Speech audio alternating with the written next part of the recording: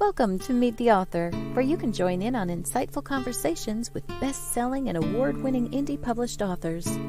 Your hosts today are Rob and Joan, who themselves are indie published authors, book publicists, and paranormal investigators with Tampa Bay Spirits, based in Tampa Bay, Florida. Thanks for dropping by. And now, on with the show. Howdy, I'm Rob. And I'm Joan. Oh, I cannot believe you said howdy. I'm Rob. Well, we're in Texas, so I thought it would just kind of... We already have Paul Hollis saying hello, everyone. Hello, Paul. So I just want to know, can y'all hear me? Paul, you're going to have to answer for us. Joe. Hey, Oh, Joy. Joy York. Hi, Joy. How are you doing? Here we are, finally in San Leon. And we are broadcasting from a really beautiful, beautiful restaurant. And Rob is going to show it to you in just a few minutes when we talk to Jason Montague here. What exactly is your title at the restaurant? So I'm the director of operations for the restaurant. He's the director of operations for the restaurant. That sounds important. Anyway, I wanted to tell you real quick before... Well, I guess Rob's going to start panning around. That our next podcast, which is going to be this paranormal one, where we're going to investigate at Hill House, it was supposed to be earlier, but they're not letting us in until 8 o'clock. So Eastern time, you'll probably see it around 10, Central 9, Mountain 8, and those of you on the West Coast, 7. Jessie, and you all know Jessie, she will be narrating and she'll be explaining everything that the team is doing as we go through the house. So it should be fun. I understand it's a very active house. I've had quite a few impressions. Jessie has been writing down my impressions and Beth's impressions, another one of our team. Oh, you all know Beth. And we'll see. And you know, Jessie, she's done a deep dive on this place, and we'll see whether or not that our impressions are accurate or not. I don't care if I'm wrong. It doesn't bother me. Okay, Marjorie Daring. Hi, all. The hat suits you, Rob. Hi, Marjorie. Glad you're here. Great. Is it hot? Joy York wants to know. Oh, my God. So hot. You have no idea. Paul Hollis. Hear you all loud and clear. Thank you, Paul. Luis Felipe, good evening. Hi, I do believe in the paranormal. So do we. That's why we investigate it. Joe Conjal says it's going to be fun. It is going to be so much fun. Okay, now I'm going to talk to Jason. And Rob is going to pan around so you can see where we are. It's called Pier 6 in San Leon, Texas. It is absolutely gorgeous. A man named Raz has built it up from scratch, basically. Am I right? Yes, ma'am. And it's right on the water, and I am afraid that the glare on the ocean is, well, the bay, is so high that all you can see are these big glass windows. But I promise you, see, if you look really hard, you can see it. But I have a gorgeous view of the bay here. So everybody that can hear my voice, when you're in Texas, y'all need to come here and enjoy some of this wonderful food that we've eaten already tonight and have some oysters. I had some oysters. What are they called? The hot-blooded, yes, ma'am. Hot-blooded. What do you think hot-blooded means? Yeah, it's hot. Okay, Joe Concha said, did you say Raz? I did say Raz. So let's go to the expert. Why is Raz called Raz? So Raz is a name short for Rushdie, which is his real name. The Halili family is the owners of the restaurant. Raz is a second-generation oysterman, but his father started Prestige Oysters, which is now the largest distributor of oysters in the United States. So they've been incredibly successful in that sector. I was very lucky that they brought me on to join Pier 6 Seafood. The restaurant itself, they opened in November of 2020, and it was immensely successful. Immediately, we were so it was right after the pandemic broke out, and so we kind of hit the ground running as everything reopened around us. But the restaurant was a semi-finalist for Best New Restaurant in the United States from the James Beard Foundation. We've been absolutely blessed with countless accolades from Allison Cook from the Houston Chronicle. Everyone that wants to talk about food seems to mention us now, and we've been very lucky. So. Well, I can understand why, because the food is really good. The food's amazing. And the atmosphere is amazing. Yes, ma'am. And they have a new bar right out on the pier because it's become so popular they can't keep up with it in here and in the next room. And then out on the deck. And so now they've had to go out on the pier. And you plan to keep on going, right? As long as they'll let you go. Absolutely. So we have 30 seats at our indoor bar. We have 30 seats at our patio bar. We now have 18 seats at our marina third level bar. It's just been a constant growth.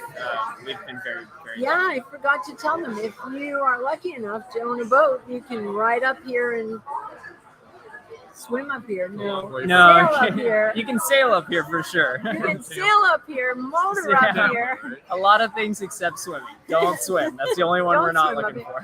But you can dock out here. Yeah, and stay the night.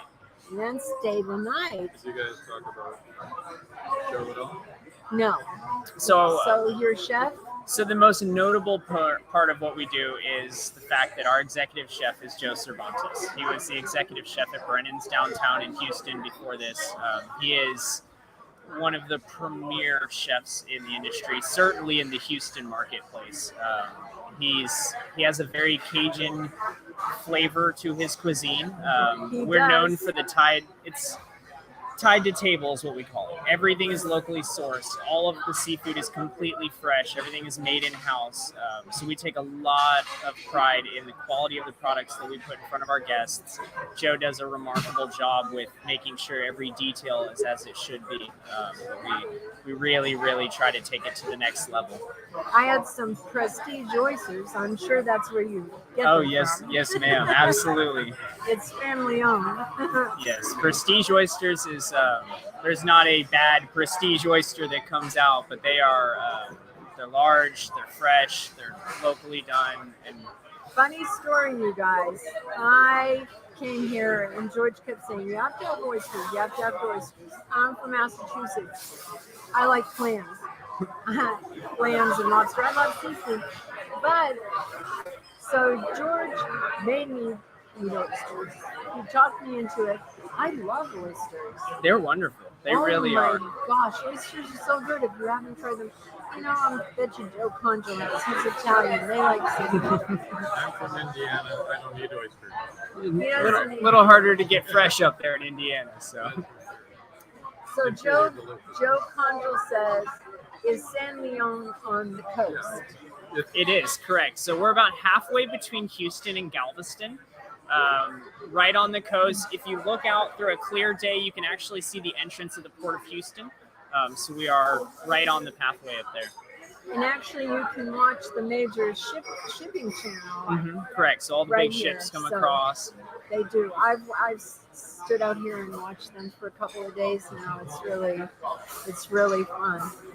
Well, is there anything else you'd like us to know about the restaurant?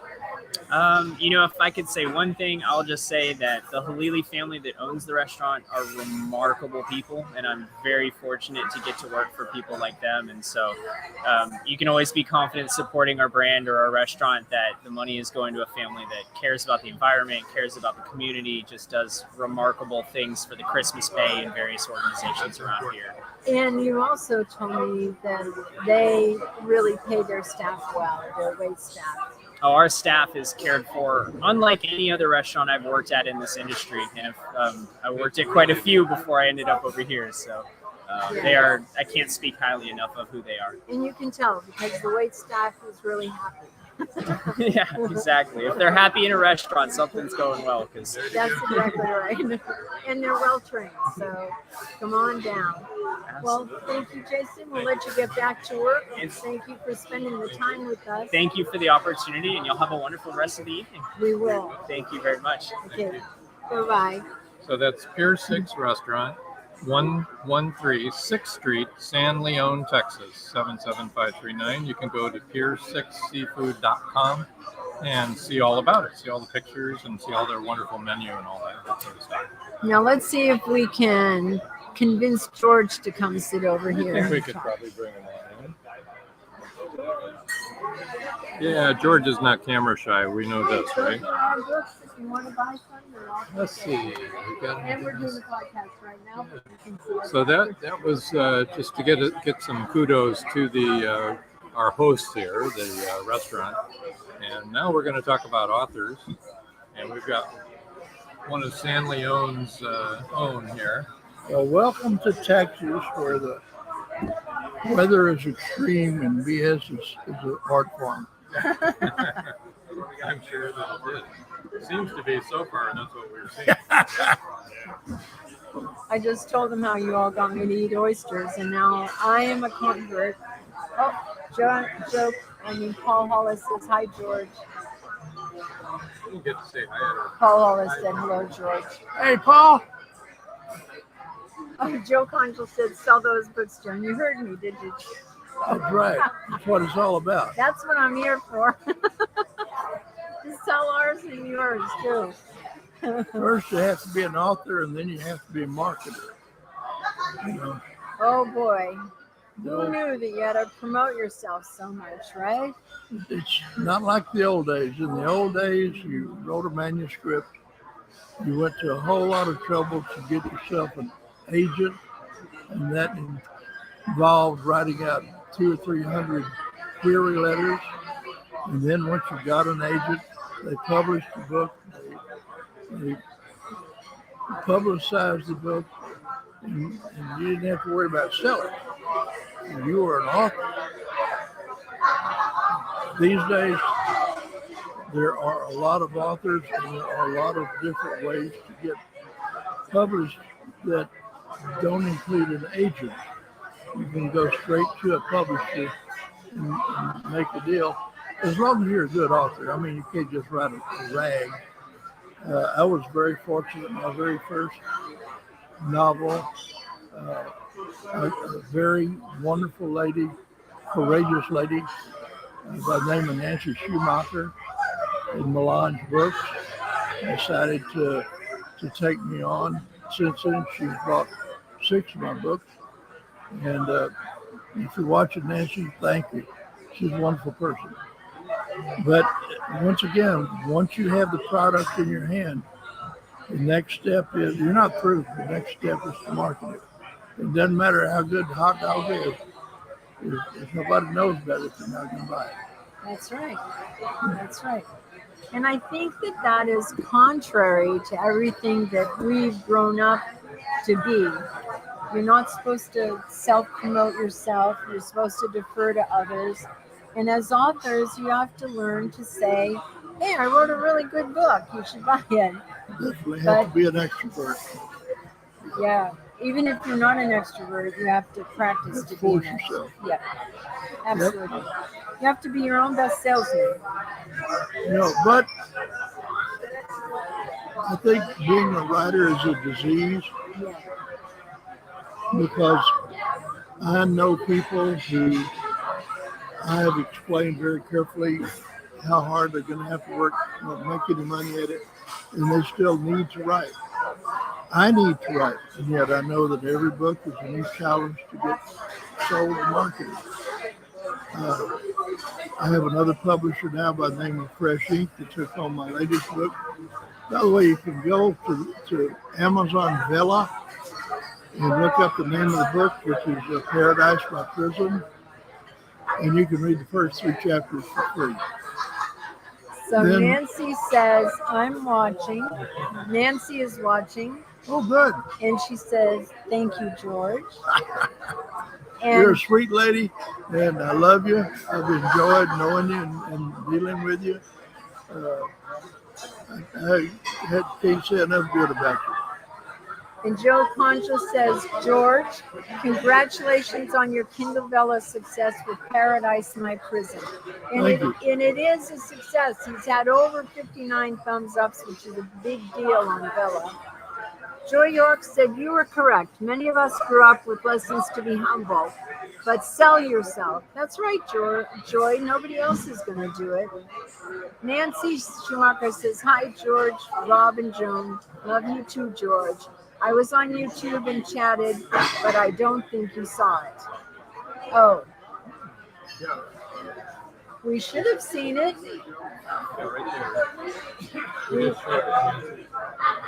Yeah, I know. She said she was on YouTube, but she came over to Facebook. Oh yeah, we did see you on YouTube, and I read it, Nancy. But that's okay. You can watch us on YouTube or Facebook. That's right. Is there anything else you'd like to talk about tonight, George?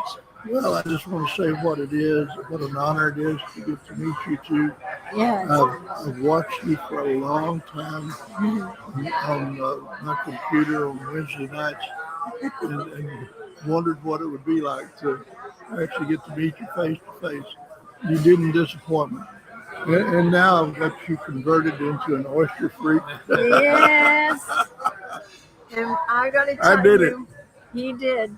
I've got to tell you, I love George and I love Nadine. They're the best. We love you. Thank you. We love you too. Oh, so Nancy, yeah, okay. It's all good as long as you don't weaken. So, and Rob, long live tofu. Tofu forever. Tofu, forever. We're not going to tell you what that means. We need a flag.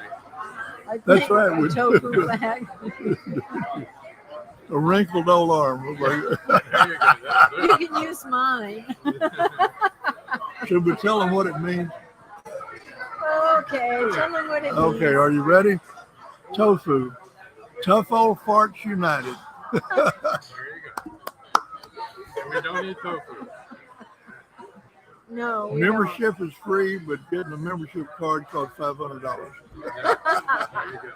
I think what we're going to do now is take a commercial break. Okay, we're going to take a commercial break and we'll be right back. Don't go away. And guess who else is here? You see.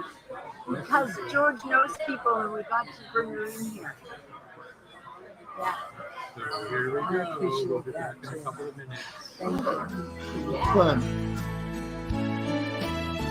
People Who Like to Read Want to Get Their Hands on Books by Becka Jones. Becka Jones, the breakthrough author who tells it like it is. It takes courage to tell a story when it reveals dark secrets. Becka Jones delves deep into the hidden world of sexual abuse. She tells what happened and also tells how she survived. Meant to Be is much more than just entertaining. Meant to Be gives you a point of reference, hope to cling to, and becomes a guide for survival if you have suffered the same thing. Meant to Be, Becka Jones, a must-have. Meant to Be is available on Amazon, Barnes & Noble, and many other bookseller websites.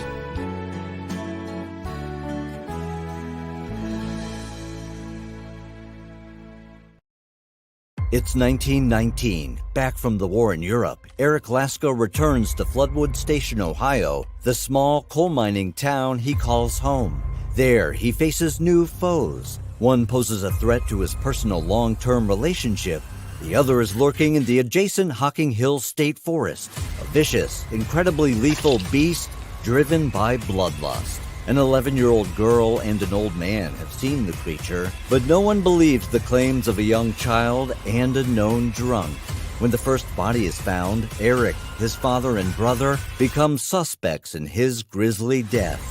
To clear himself and his family, Eric must prove the beast exists. As the gruesome body count rises, the immigrant miners realize what's stalking their town. Every country calls it by a different name, but the creature is the same. Werewolf. Who is it? The residents reach a conclusion, but are they right? Bring them in. Hey everybody, we're back. I want to bring our one remote guest who couldn't make it tonight for different reasons. And what we're going to do is we're going to bring him in on the stream here. And it's C.W. Hawes. Hello, C.W. Hey, greetings. How you doing? Great. We're going to have you be here. You feel free to, and, if you have questions or anything or comments, go ahead and make them. We're going to move you over to the side, and we're going to talk with Becka first. Sure. And I just didn't want you sitting backstage all that time. Oh, thanks. Thanks. It's the least we could do, right? Yeah, we don't even serve food in the green room, so. Yeah. Well, so we'll just move you over. Yep. All right, there you go. All right. Can you see okay? Yes, I can. Awesome. Okay, everybody, this is Becka Jones. You've seen her commercials all the time on our show. Nancy says, hi, Becka. Nancy Schumacher. Stephen G's. Suggested title for new Dismukes novel, The Hot Pepper Salsa Caper. Sitting here eating me some Dismukes salsa on chips. Yeah. Oh, yeah, we heard that he sent you some. He's converted me to oysters, and I had blooded oysters. Yeah, steam comes out. It does. Sure. And I had to drink a lot of water and eat bread before I could talk on the show. Paul Hollis says, hi, Becka. Hi. Okay, so you've seen Becca's commercials on our shows for a long time now. And here she is in person. Now, you wanted to read something today? I did. Which book do you want to read from? So I want to read from, this is from my romance novella about swimming with dolphins, because I used to swim with dolphins. Before you read, can we talk a little bit about your romance novellas? Yeah. They're all faith-based, aren't they? Yes, faith-based, clean. They're good for teens and adults, because adults love them too. Yeah, so it's a book that you can buy for your grandma. Yes. Or for your granddaughter. Yes. And a lot of people do. Absolutely. They're very popular. Yeah, they are really popular. I think, as a matter of fact, when we were over here at our book table, a mother and a daughter came by, and I told them there's nothing objectionable in our books either. Yeah. Because you can have your kids read them, and they're not going to read something that you would be embarrassed for them to read. Right. Yeah. And it's my first fiction, and I've always wanted to write a romance book series. So this is my dream. And is this the first book in the series? This is actually the third. Can you see it over there? Yeah. This is the third one. This is the first one. So A Summer Love is the first one in the series. But I wanted to read out of the third one because I love swimming with dolphins. So, we ready? Okay. Yeah. Excitement washed over Noah as he saw the big gray spinner dolphins only feet away. He looked up at Claire with a big grin. He pulled his goggles off and whispered to her, "The dolphins are here." Claire was excited. She thought back to when her friend Caleb had died in a car accident and how her parents and she went surfing together to take a break. She remembered waiting for a wave when a dolphin had come right to her and brushed against her leg. That had never happened before, and she knew things would be okay. It had been a month since Caleb died, and her heart still hurt. Noah was motioning for Claire to swim right next to him, and they floated in the water while the dolphins swam around them. They were swimming so closely to Claire and Noah. There was a mom and teenage dolphin that were only a few feet from them. The teen dolphin was showing off. It's as if he were used to human interaction. He swam right over to Noah and flicked his tail at him. Then he swam like a torpedo toward the surface and jumped high into the air to come back down and make a big splash. The dolphin was making a spectacle of himself as he circled and twirled around them. Claire and Noah were under the water watching the dolphin's silly antics, and he loved the attention. Claire and Noah came up for air and laughed about the silly dolphin. They took a few deep breaths and swam back down to watch the dolphins again. Another dolphin swam right to Claire's face, and they were only inches apart. They stared at each other for a brief moment. This big, beautiful mammal enamored Claire. She slowly reached out her hand toward the dolphin's face and softly touched the forehead and brought her hand down to its cheek when suddenly the dolphin swam underneath and pushed her on its back as if to tell her to hang on. She grabbed the dorsal fin and the dolphin took off. Claire hung on as tightly as she could. The skin felt rubbery and it wasn't hard to hang on, but the dolphin's body wiggled from side to side and she felt like she was on a bucking bronco. She was holding on for dear life. Claire held her breath as best she could, and with the water rushing over her face and into her nose, she couldn't do it anymore. She let the dolphin go and swam to the surface as quickly as she could. As Claire came up for a deep breath, she heard Noah screaming, "Claire, Claire!" He had a panic-stricken voice as he said her name repeatedly. Claire looked around for him but didn't see him. "I'm here," she sputtered as she coughed in the water that seemed to trickle down her throat. Claire was still coughing when she felt Noah's hand on her shoulder. He twirled her around and hugged her closely when he said, "Claire, I was so scared. All I saw was that dolphin grab you in its mouth and it took off with you. You would think that the dolphin was going to drown you." Claire pulled away from Noah and giggled as she said, "That's not what happened at all. Noah, I had a connection with that dolphin and it wanted me to go for a ride, so I did." Noah looked stunned as he asked, "So you're okay?" Claire smiled, "Of course," as she kissed Noah on the lips and she said, "I'm just fine." Noah had a wave of relief come over him. He said, "Good, well, I think it's time for us to go back in. I've had enough adventure for the day." Claire agreed and laughed as she said, "Me too." Excellent. That sounded so good. Okay, we have some comments, some of them about dolphins. Paul Hollis says, "Hi, Becca." Maybe I already said that. Nancy Schumacher said, "I wanted to mention, not only is Becca a wonderful writer, but she has an Etsy store and is a dynamite jewelry designer." Oh, yes, she is. And actually, I don't know if you can see it, but I'm wearing a piece of jewelry that she made. It's a sunrise shell that's only found in the Hawaiian Islands, and it's for royalty. And here's the royalty right here. And it has Hawaiian sand in it. From Oahu. Yeah, it's really cool. Thank you for that. And Hawaii's after you because you took that sand away. Right? I think so. So Nancy Schumacher, oh yeah, I said that. Joe Contra said, "Hi Becca, how much fun is it to swim with the dolphins?" Did you ever, it's amazing. Did you ever have anything happen to you like happened in the book where you rode a wild dolphin? I wish. I mean, you know, and I wish that too. I was hoping you were going to say yes. I know. Well, in my Meant to Be book, I actually have where I wish I would have danced with a dolphin, but they wouldn't let me touch them. I got really close to touching them. But Meant to Be is a memoir, and it's a true story.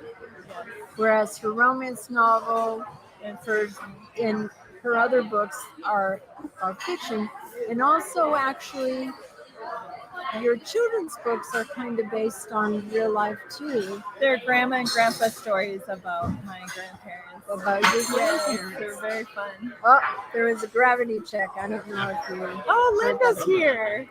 Hi, Linda. Okay, Linda Sendifer Cordella says, "Hey Becca, looking forward to reading the romance novels. Meant to Be was great. God is good." Yes, amen to that. Paul Hollis said that was a fascinating reading. Paul Hollis, "I swim with manatees once. They tried to drown me." Oh no. That would be amazing though, to swim with them. And Joe Contra said, "Queen Joan." That's right. You got it. Yeah, I knew you meant drown you. I read it, drown me. So, Paul, do you want us to drown you? Or drown you. Or are you just correcting that? Drown you. Okay.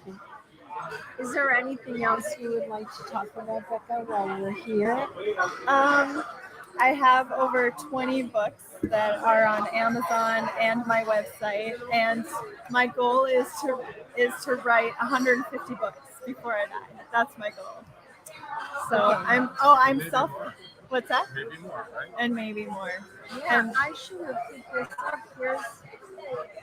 Here's Becca's information. Can you read that for me? Yes. L. Jones website. BeccaL.wixsite.com/my published book, or you can find the books on indiebooksource.com/books-by-Becca-L-Jones. That's a lot. In her email? Email Becca bringing stories to life at yahoo.com. And excuse me, because I forgot to mention this while George was here. There's a lot going on in case you haven't noticed. George is Mayan Art International with the abbreviation for INCL at yahoo.com. And that's how you can reach him. And then his website is, Wait a minute. there it is, indiebooksource.com/books-by-Dismukes. Got all that out of the way. yes. Can I say one more thing? You betcha. You can sing if you want. Oh, I don't want to sing. I've been self-published since 2018, have 20 books out, and now several publishers have picked up my books, and I have 10 books that they've picked up. So I'm really excited. I keep pinching myself. I can't believe it. That's awesome. So Joe Contra says, Becca, are you a pantser or a plotter? Do you know the difference between a pantser and a plotter? Can you tell me again? Mm-hmm. A pantser, you kind of fly by your seat of your pants and you just write. In a plotter, you have an outline, you decide your beginning, your middle, and your end. I'm a pantser. Yeah, I'm by the seat of my pants. I don't know the ending of my stories. I had no idea Claire was going to ride on a dolphin. I just didn't know. There you go. And then we've all said this before. You know, a lot of the authors on here have said this. We see this. Our characters take over. They do. Mine take over. I can't even believe what it. they want to do and where they're going to go. Yes. Yes. Actually, in the romance series, there's somebody who passes away. I won't say who. It's not Claire or Noah. And I bawled my eyes out, called my husband, and said, I don't want to start crying. I'm really involved with my characters. Like I said, you won't believe what just happened to such and such. And I was crying. Yep. It's crazy how you become involved in there. I know. It's insane. Paul Rushworth Brown from New Zealand. Hi. Oh, Sydney. Okay, who's in Peru? Oh, that's my family. Okay, sorry, Paul. I do know you're from Sydney. He was just on our show. Joy York says, congratulations that you were picked up by a publisher. Thank you. And Paul says, hello from Sydney. Yes. And I only remember because Joe Condo said he wants all of his books read with an Australian accent. Sydney. I know. I could. Do we have to yell? Emphasize. Is there anything else you'd like people to know about you and what you do? I just appreciate that I could be on the show and spend time with you two and get to spend time with all of you. And this has just been the best day. I know. This has amazing. been so much fun, you guys. Yeah. Wish you could all be here. Paul says, you forgot me so soon. Yeah. Just a week. I'm sorry. We were talking I'm about, always. We were just talking about you. Well, we were talking with you about Kiwi. So That's probably Or I just got confused. Well, that could be. Uh-oh. Yes. Yeah, we met at George's house the first night that we got in here, and we just found out we had an immediate connection. Yeah. Like, immediate. We're BFFs. We are Forever. BFFs. And you can tell because she made me a necklace. Yes. And it's been amazing. I love her husband in a good sister way. Yes, yes. Actually, kind of like a mother-son way. Aww.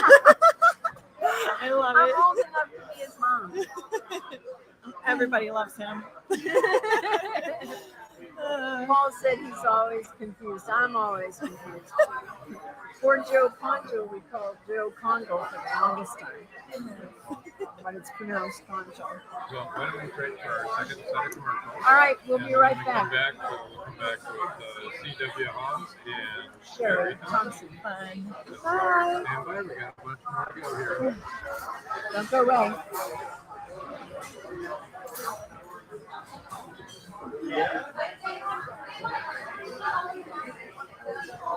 We're having some technical problems here. This is the right one. Now on Kindle Vella.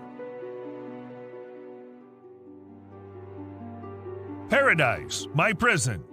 Charlie Flint awakens from a deep sleep and finds himself alone on a tropical beach surrounded by a palm tree jungle and exotic animals.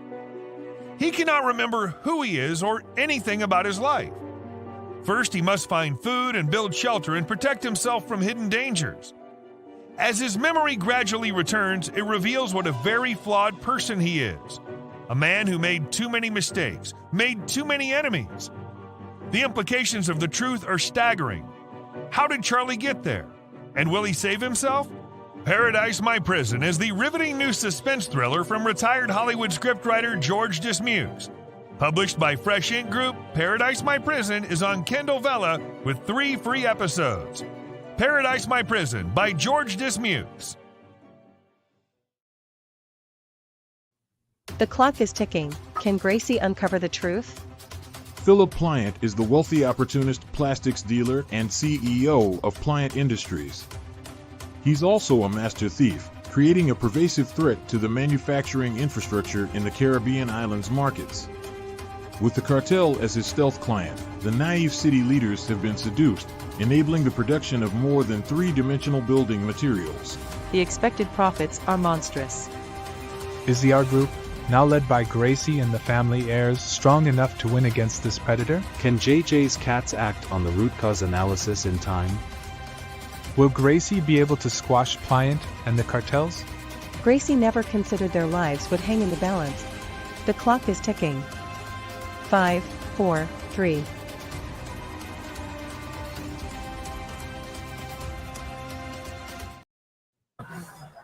Hi, we're back. Yeah, she doesn't like people. Oh, hello. Sorry, Missy just had a little panic attack here because Missy is here with us, you know, because she hurt her neck and we had to her. stay home in Tampa for 2 months by herself. Aww, because she couldn't stay in the trailer by herself. Okay, so we're here with Sherry Thompson, and let's put her information up so we don't right away so I don't forget. Okay. All right. Sherry Thompson Facebook page, Whispers of a Ghost in Westwood. All right, and we're saying that because this is her book, Whispers of a Ghost in Westwood. And can you read her email for me? Sherry Thompson's email is Circe03, that's SERCIE03 You can buy her books on Amazon and also Barnes & Noble online. Reputable bookseller. Yes. Right? That's right. Okay. Yes, so Sherry, do you want to tell us a little bit about your book and about yourself and why you wrote the book? Yes. Well, I'm from here originally, born and raised. Not San Leon, from Bay Cliff, and then I moved to Texas City, Leak City, Friendswood, but around this area, yeah. I have 3 kids, 2 grandbabies. I still live in Leak City. I work out at Marathon in Texas City.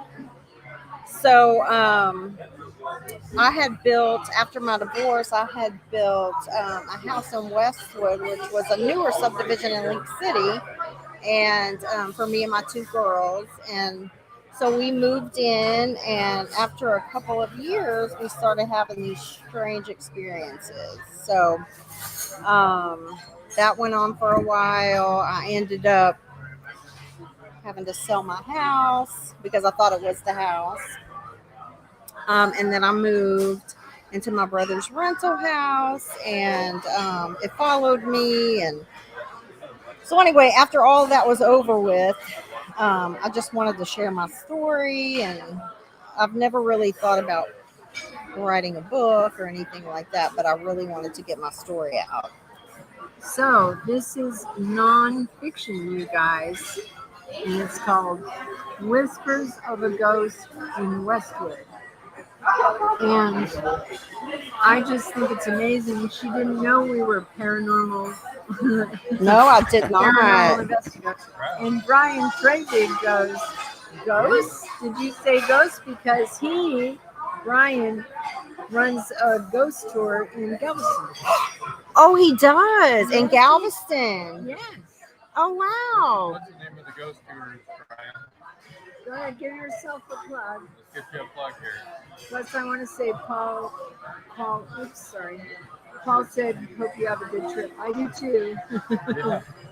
We're 1 weekend, not quite a week into it. And a lot is going on already. Yeah, we're here.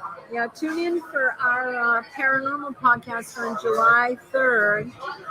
And Brian says, that's right. Brian, what's the name of your ghost tour? Because I know Sherry would like to know. I would like to She know, would like yes. to go because she's right here local. We're right here with a whole bunch of local people that would like to know. Definitely. Tell us, Brian, how people can reach you to do your ghost tour. So this is a real story. Yes. And we were talking earlier, and you had no idea we were paranormal investigators. No, I had no idea. No, not at all. George had told me that. Yeah. So, yeah, it's just crazy.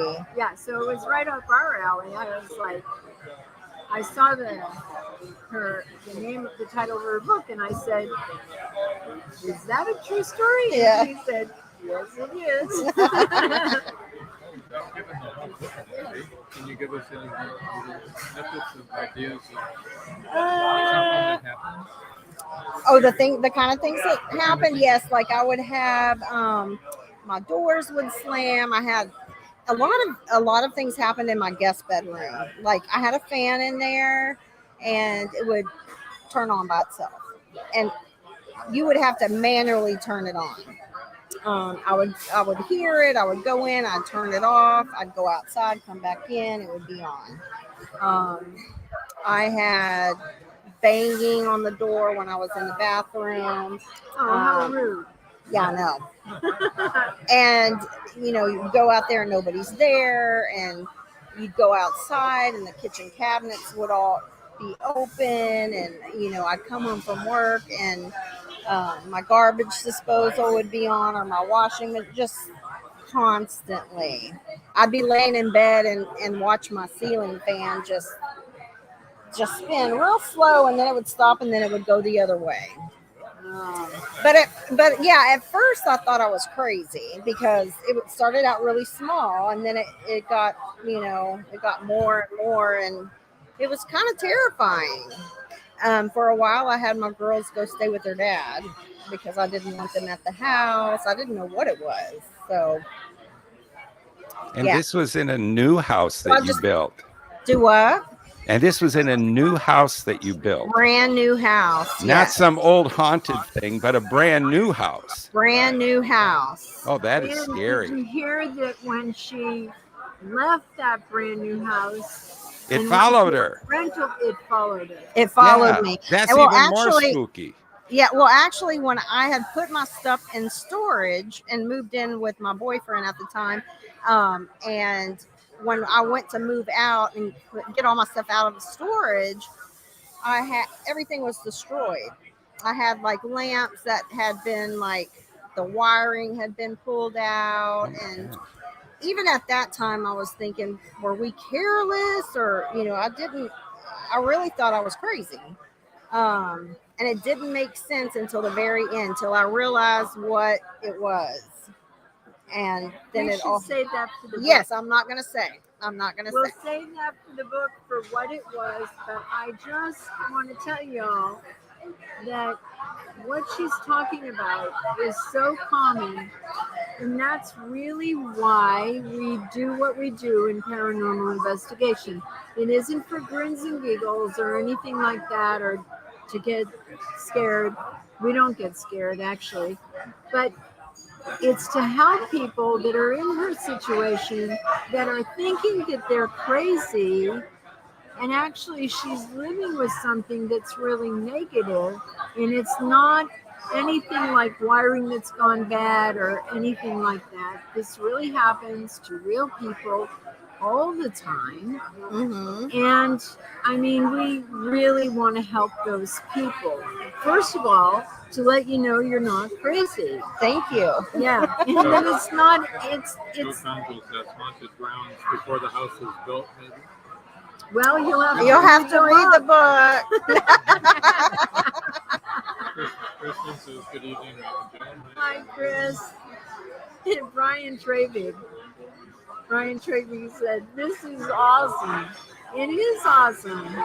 Yeah, my dad had told me that back in the day when he was younger, he used to camp out there on that ground when he was a Cub Scout or something, and so his teachers or Cub Scout leaders would tell them about it being haunted. So that's what we thought at first, was maybe there was something to that. And I also live sort of by the Killing Fields, which is in Lake City. I don't know if you've heard of that, but it's not far from my house. So that was another theory, was it the Killing Fields? Yeah. Oh, tell people what the Killing Fields So are. the Killing Fields, I don't really know a whole lot about it, but you can see it on Netflix. It's called The Killing Fields, but it's about, I guess, a bunch of murders that happened through the 70s, 80s, 90s. Yes. And they found a bunch of bodies off of Calder Road, I believe, which is right down the road from me. In fact, the neighborhood that I live in right now, one of the girls that was murdered lived on my street. Oh, that's so sad. So, yeah, it was really bad. So, yeah, so we didn't know what to think.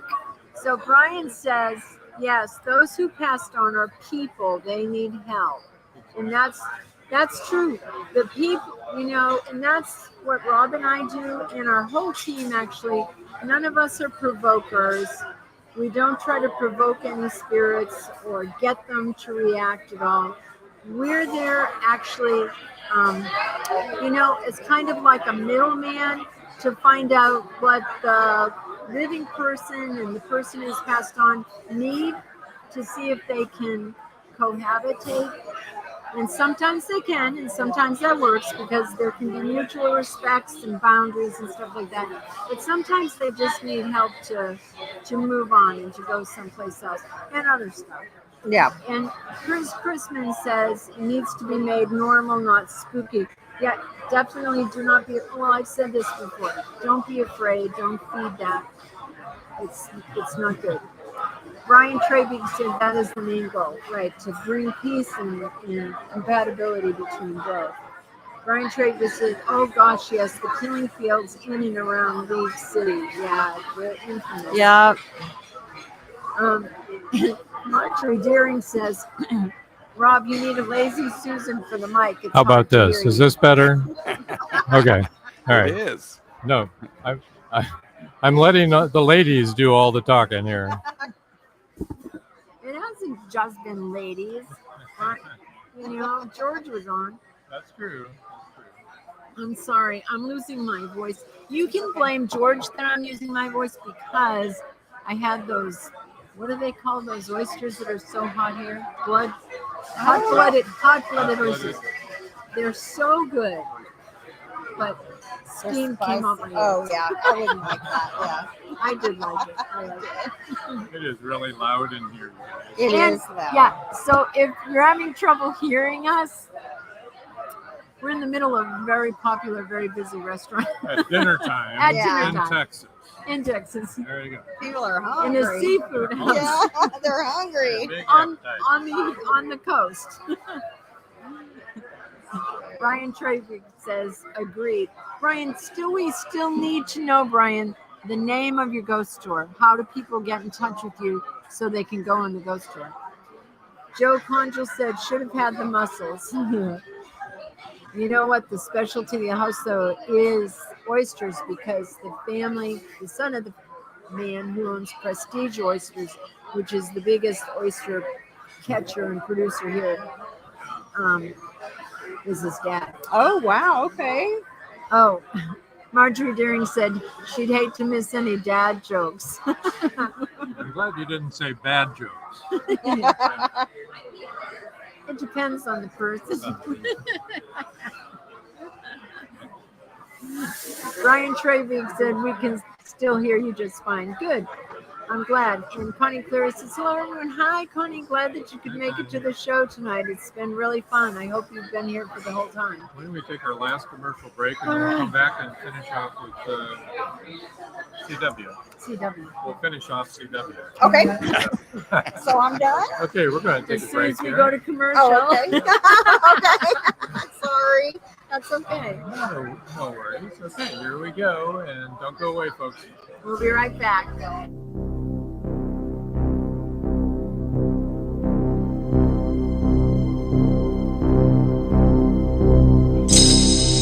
First, there was Siren Song. Then Siren Song 2. Now comes The Siren Hunter, a continuing saga about Angie Holland and her never-ending battle with the mythological denizens that are not even supposed to exist. Is The Siren Hunter a conclusion to the undersea horror? Only the sirens know for sure. The Siren Hunter, now available on Amazon, Barnes & Noble, and many other bookseller websites. Or contact this podcast. The trilogy is complete.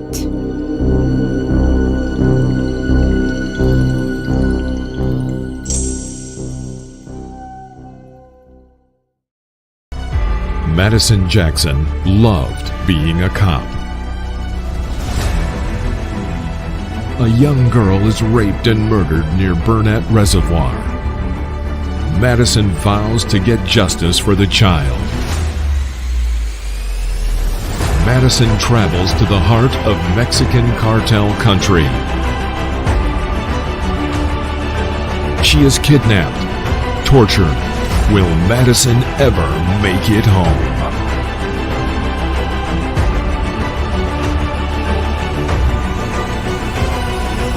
Justice by Kelly Marshall, only at Amazon.com. And we're back. Okay, this is so funny because the waiter brought me a glass of water. He could hear me struggling to talk because You didn't bring me one. We just brought you one. you weren't struggling to talk. I know. So that's the kind of place this is. Hi, Oh. CW. Hey, Rob, So- John. Brian Trebeg says, yes, type in Eddie Spector for my ghost tour. Thank you. Eddie You're- Spector. Eddie Okay, Spector. That's what I thought. And we'll be in touch with you, Brian, about our paranormal podcast. We've been really busy, and I haven't had a chance to keep up with the emails. So Joe Conjal says you should turn the sound off on George's ad and let him do the talk over live since he's there. yeah, there you go. That's a good idea, Joe. Oh my gosh. I thought the show would go a lot longer than this, but we've whipped through everybody really fast. Yeah, so we can take our time with you now. Yeah, you can talk for an hour if you want. Yeah, you got an hour. An hour's worth of talking, right? Hey, that's when I was in high school. My 11th grade speech teacher said to the class, I wasn't in the class at the time. I was working on debate stuff. But the speech teacher said to the class that I was the only person that he knew who could talk for any length of time and say absolutely nothing. That's funny. That's good. So. I don't know. We could have a contest. Ready, set, go. Of course, your teacher hadn't met me. Yeah, well, would have been a tie. Well, then when I came back to the class, the next session, they wanted a demonstration. So he asked if it was all right. I said, yeah, sure. So the class talked about a subject, a topic to speak on. And they decided on what a rainstorm feels like to a horse. That was the topic. And I had like 0 time to prepare. Wow. So I standing there in front of the class, I took a deep breath and began. That's being a pantser right there. Yeah. You betcha. There you go. Flying by the seat of your pants. How long could you talk about it? Oh, I don't know. It was like, short. It was, 5-6 minutes or something. So Brian Trebig knows somebody who could talk like that. Politician. A politician, yeah. That's so true, right? That is yes, indeed. True. Yes, indeed. So I don't think everybody knows, but CW, you were supposed to be here. Yes. Joining us and getting a chance. We were going to have a chance to meet you. Yes. In person, which was going to be really cool. It would have been super cool. But unfortunately, you weren't able to. But we thought we'd bring you in like this. And I appreciate that. And my sore back appreciates it too. Yeah, there you go. That's good. Well, we're praying for healing for you. Yeah. Thank you. What have you got on the drawing board? You've written a lot. How many books have you written anyway? Well, I know that Amazon tells me I have like 43 titles out there, and I have other stuff that I've written that isn't, it's like published only to my mailing list and stuff like that. So I don't know. It's probably 45 to 50. That's a lot of books. So you better get busy. So some of that stuff is stories too. It's not all novels, but because I like short stories, and right. I did have a collection up on Vella, but unfortunately it didn't get any traction, so I took it down. Oh, so you tried Vella and it didn't work for you very much? It didn't work, no. Oh, so, really? That's really, interesting. Yeah. Well, and I know, I didn't want to go on Vella. I said, that isn't my cup of tea. But then another writer that I know was having some good success on Vella. And so I said, well, what the heck, give me a shot. So I had a whole, a bunch of short stories, flash fiction, and I put it all together in a collection called Tales of the what did I call it? Tales of the Arabesque and Macabre or something like that. And I put it out there on Vella, and so like I said, it didn't do anything, so I took it down. But I'm thinking that what I'll do is I'll just normally publish it sometime this year. So George, right now has a book out. Yeah, and I'm glad that he's doing. I'm glad it's doing well. Now, is he getting any help from the publisher in promoting it? Well, see, there's the key. So the publisher, what is that? Fresh Ink.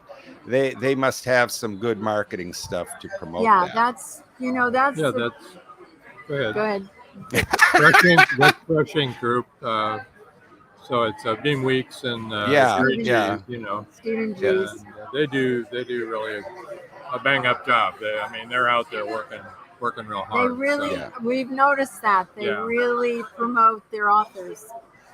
And that's kind of rare today with publishers. It's very rare today. Yeah.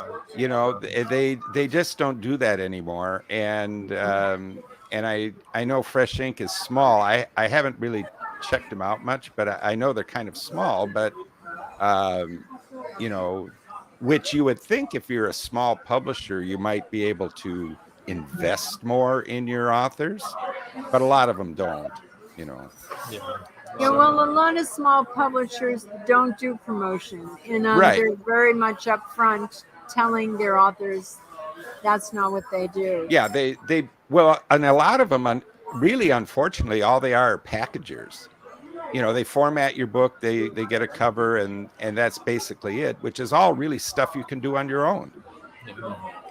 Now, Joe Concho said the volume of books, he's speaking of the volume of books that CW has written, is amazing considering he handwrites all of it. Yes, I do. Which is pretty amazing, really.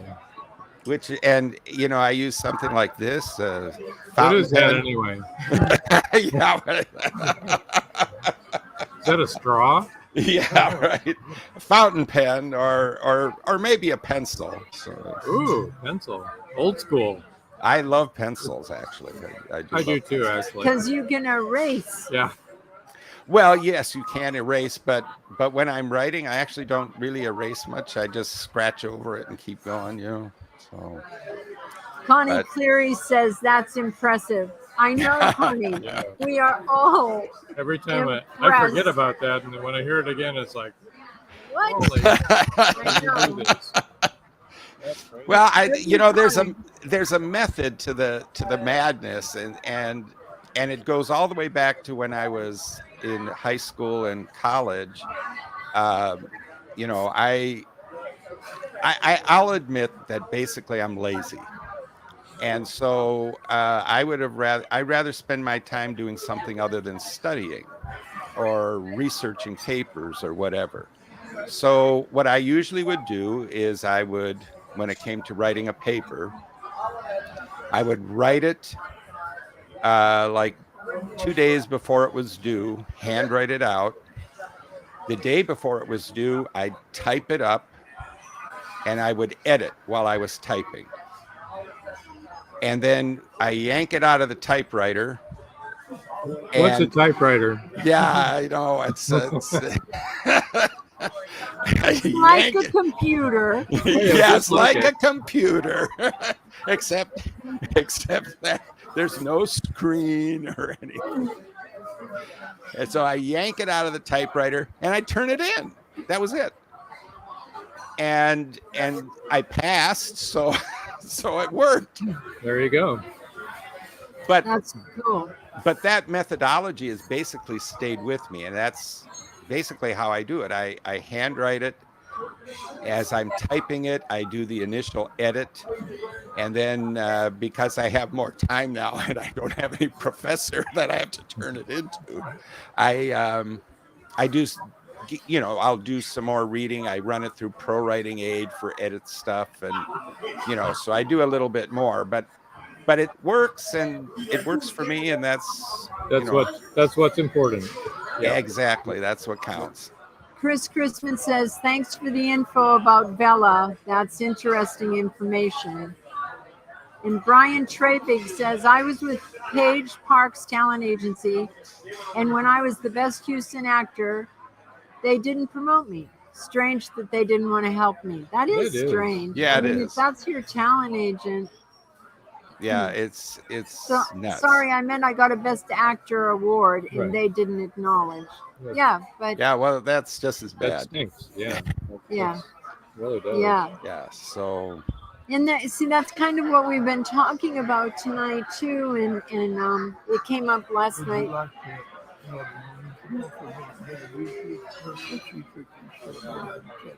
Sorry, we're having a moment. That's all right. That's not a problem.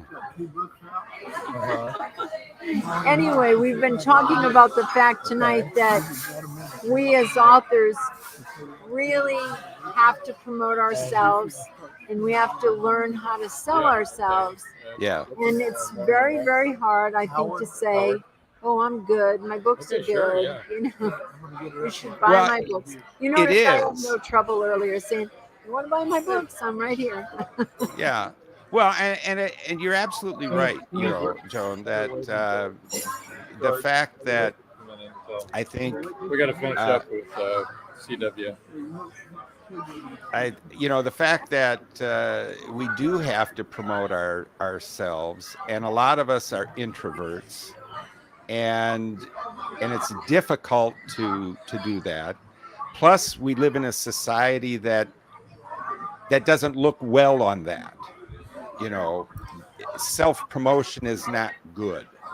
No, and it's very difficult to do because you have that, feeling that this is really bad to promote myself. Well, we're kind of taught not to, and so what we have to really do, and it's difficult. It's very difficult. I certainly find it exceedingly difficult to go out there and say, you know what, I'm really doggone good. And this book is really doggone good. Now, it may not be the best book that's out there, but you know what? It's doggone good. You should buy it. There you go. Yeah. But do that to a real customer. Right. So what do you have coming up? Do you have any new ones on the drawing board right now?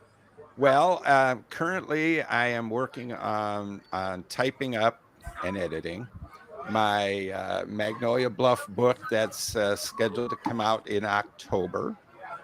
Your October slot, okay. Yeah, I'm the October slot for this year. And then I'm working on writing the Magnolia Bluff book that is slotted to come out in February. Oh, you come out after us. Yes, right after you. So that's what I'm working on right now, and of course I'm always coming up with new ideas and have stuff on the drawing board, and that keeps you pretty busy.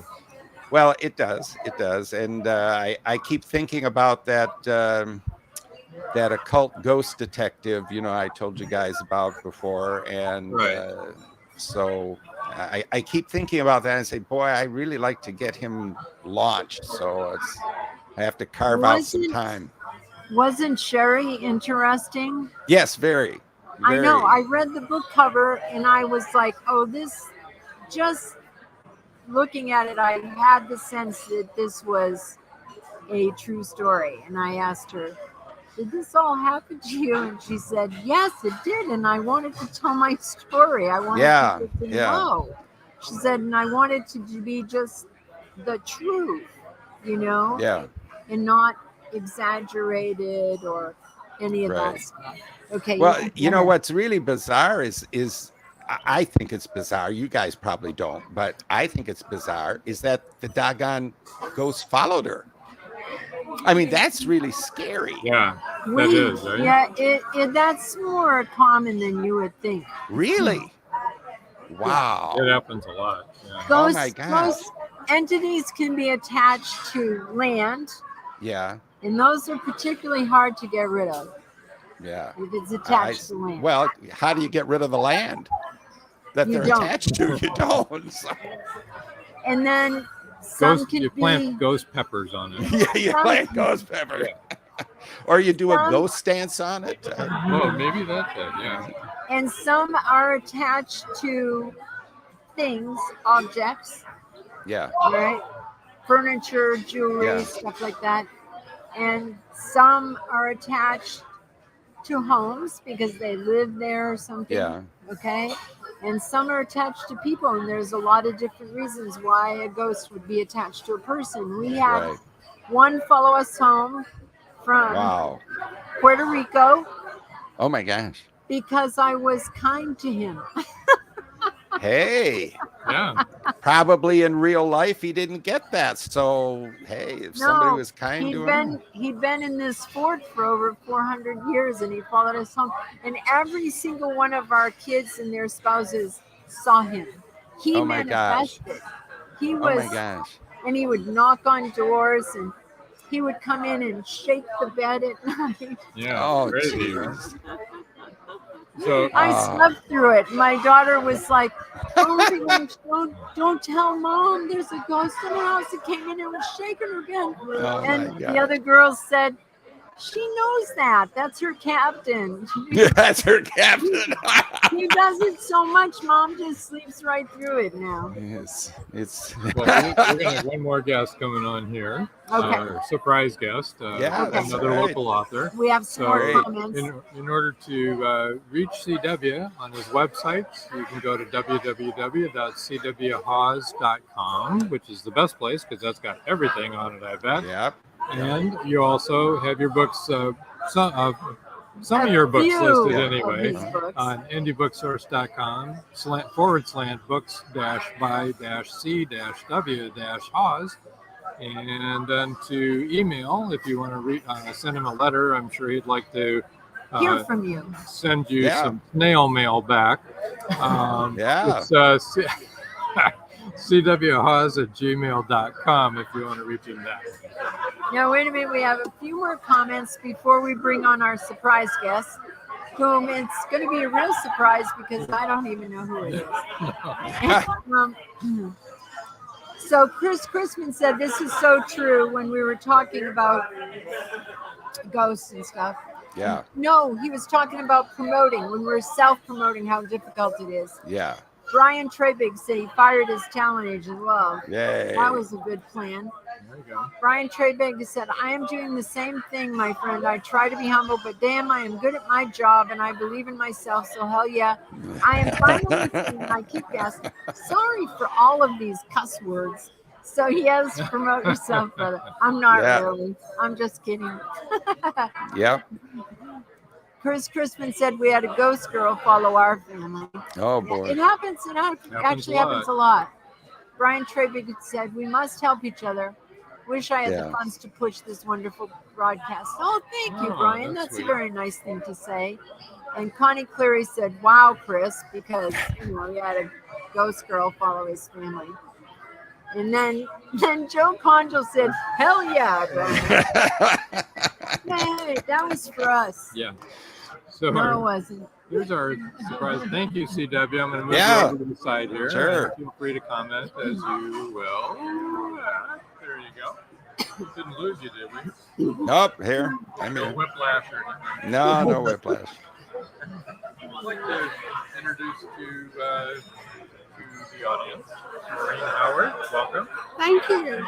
You're local from around in these here parts. I am, and I'm thrilled to be here with everyone because this is all new for me.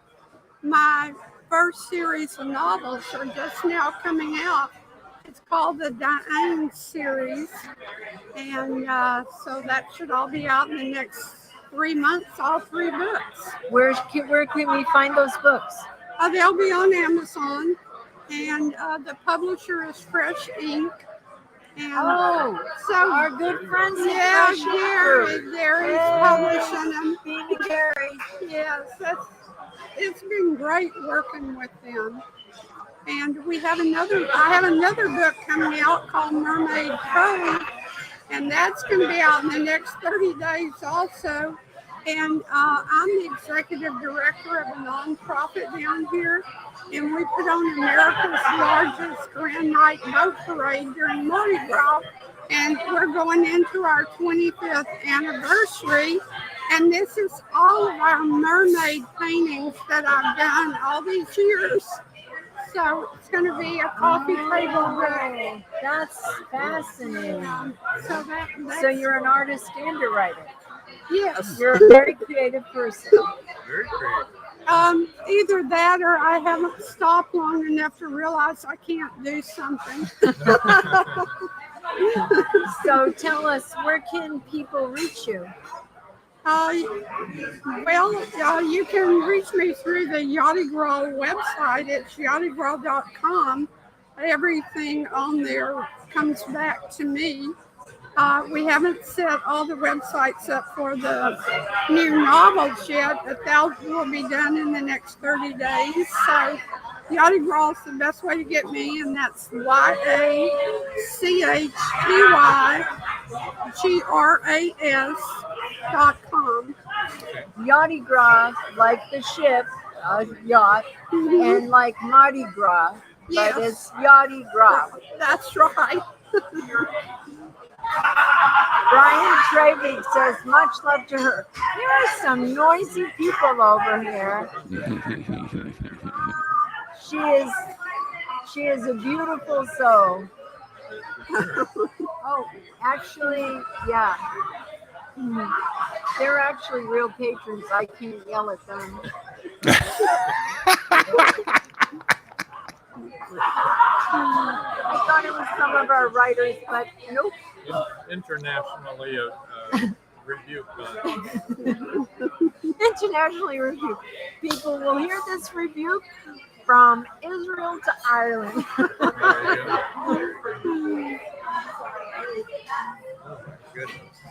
Well, as long as they're having fun. They are. They're having a good time. See, everybody has a good time here. You don't even have to drink because you can have a good time here. Oh my gosh. Well, thanks for coming on. Well, thank you so much. I look forward to working with you in the future. And when all these other books come out, we'll do this again. I wanted to ask, have you been on Gary and Bean's show yet? I'll be on their podcast on July the 19th. Okay, so July 19th, she'll be on Voice of Indie podcast, which, as you know, follows immediately after ours.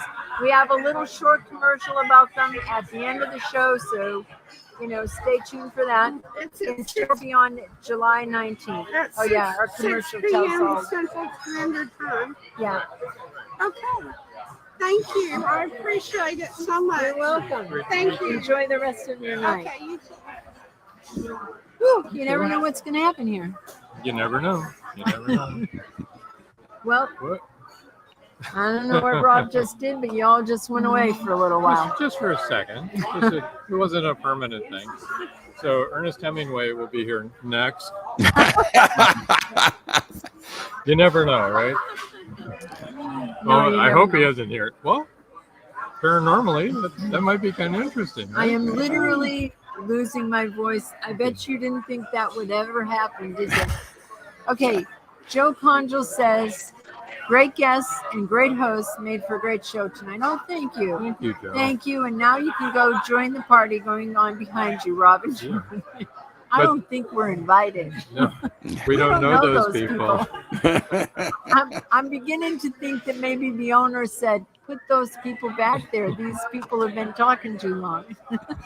No, they really enjoyed having us here. They were blessed that we were going to be on, and they couldn't have been more courteous and helpful. We love Pier 6. It really is a beautiful restaurant. It's a great place. It's got a real good spirit about it. I mean, very it's clean. right and on nice. the water. If you live in Texas, come here. It's amazing. We're looking at the oil ships out there right now. I know. Going across The shipping channel lanes. is right here, and you can eat. And I grew up in Massachusetts, and we do that. We go down to the Cape, and you could watch the shipping channels, and it's the most fun in the world. And I can't tell you how many big ships I can see There's right at least 5, 6, 7 of them right now. Yep. At least. Yep. Yeah. Huge ships. Amazing. Brian Trevig says, love this show. We do too. Brian Trevig said, thank you. We do love this show. We love our guests. We love our audience. We have the best audience and guests in the world. Oh, Chris Chrisman says, great live connection. No lag. Nice and clear. That's thanks to this restaurant. That's thanks to them. They made sure that we had really good internet for here. I mean, they've been great to us. They really have. So next week, we're going to be live from Fort Worth. Yes, we're going to be at Caleb and Linda We're going to move the Pirtle's party house. north. We're going to be live from Fort Worth with Caleb and Linda. I think it'll be quieter there. Brakefield and Berkey are going to be on. Yeah. And you and me. And you and me and maybe somebody else. Yeah, I don't know. There may be more. We'll find out. Anybody else want to come on down? We haven't planned that far ahead. But yes, we have. But anyway, we've got that. And then we've also got our live broadcast from Haunted Hill House in Mineral Wells, Texas on July 3rd. Did I already tell you guys that Beth and I have been getting all these impressions, and we've been telling Jessie, and she's been writing them all down, and then she'll out us on the show, and we'll see whether we got it right or we were completely wrong. There you go. And that's okay if I'm wrong. I don't mind. Paul has said, fantastic show as always. This traveling road show could take off. Yes, then we could come to you next, Paul. Yeah, we could head on over. All right, Hear a Brian joke. Trebig said, want to hear a end joke? with a joke. All right, we'll How end about with a joke. That's good. All right, but we will have to fill But in you the will time have- while he types it Yeah, out. you will have to type it out. I hope it. Why don't you tell the one that you? Okay. All right. So you all know that Rob tells dad jokes all the time. And Rob and our son Sean and our son-in-law Adam are constantly trading dad jokes. They're really dumb.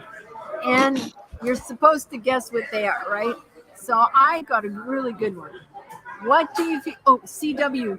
You can bring CW up again. You can be the person that guesses.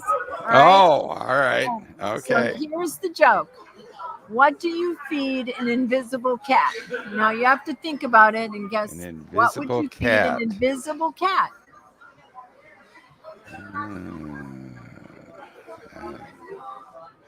I There's don't know. $10,000 at stake here. No, there isn't. $10,000 at stake here. No pressure. Our I 8-year-old see. Our 8-year-old granddaughter said invisible food, which was a pretty good guess. Yeah, that is a good But guess. that wasn't yeah. the right one. No, that would be. Evaporated milk. Oh, of course.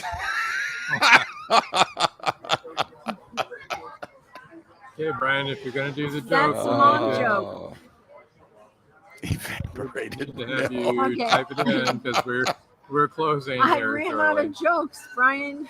Hurry, type faster. And we need to. What else do we have going on? Oh, we went over. Yeah, we did. That's We went okay. over. Yeah, that's cool. All right. Okay, Brian, I'll tell you what. We'll do it on the next show. Yeah. That joke didn't stand Oh. a ghost of a chance. There. Oh, there you go. That's Good one. Very good. Oh, good one, Joe. Good. I know you couldn't hit my joke, however. Mine was really good. No. So I think we're going to sign off now. CW, thank you for joining. Yeah, us thank this you for having crazy- me. All of our Appreciate guests that. in our audience. And everybody else that's We've got so behind much us fun. here. It's been really good. And thank you, everybody that's participated in the audience. We appreciate that as well. And I guess That's all, folks. unless there's something else, No, there isn't. there isn't. Live every Wednesday, your Voice of Indie hosts Beam Weeks and Stephen G's welcome authors, musicians, publishing industry pros, artists, and assorted creative guests for an exciting interactive hour. Call in during the show or post questions and comments on Twitter for responses in real time. Meet your favorite indie creators, learn inside tips, network, and promote your work. The link for each week's show is pinned on Twitter atop @VoiceOfIndie. And you can receive the link every Wednesday morning in your inbox by subscribing to our newsletter at freshinkgroup.com. Check out Voice of Indie every Wednesday on Blog Talk Radio and catch hundreds of episodes archived everywhere from our websites to our YouTube channel and Spotify.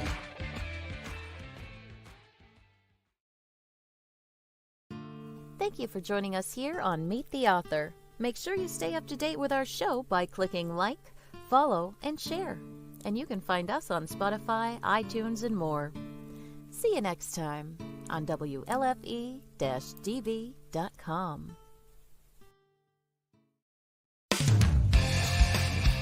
You've been listening to WLFE-DB.com,